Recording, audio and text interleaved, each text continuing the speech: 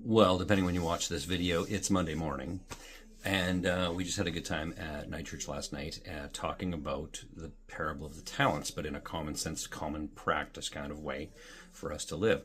And God presented with some questions this morning, because one of the things that we sometimes struggle with is the wording and understanding the terms, and how sometimes we apply something to a word arbitrarily and we don't look past that. And because we're talking about this parable, it really points to the white throne judgment, or the Bema Seat judgment, and how the two, the one with the 5 talents, the one with the 2 talents, were when the man comes back, they were believers, and the one with the 1 was given the opportunity but decided to reject it. He took and hid it. That was his rejection of the gift of God.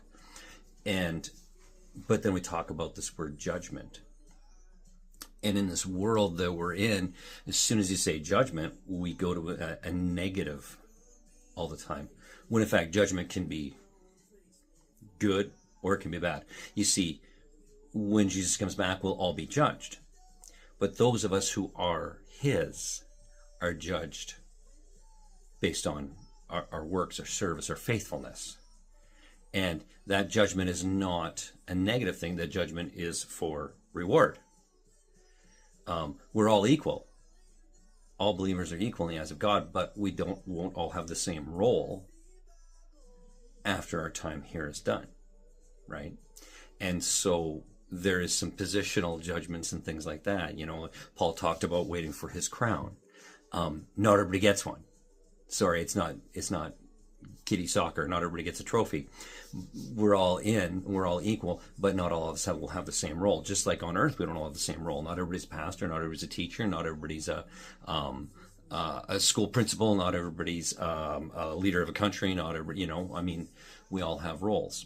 And that's what I was getting at. And so now the judgment for the one who rejected, well, that's the judgment for the faithlessness. He's rejected the gift, therefore he's getting his reward, which is an eternity separate from God.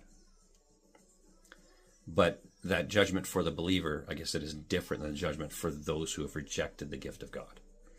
And so I just wanted to clarify that, because I know it can be confusing.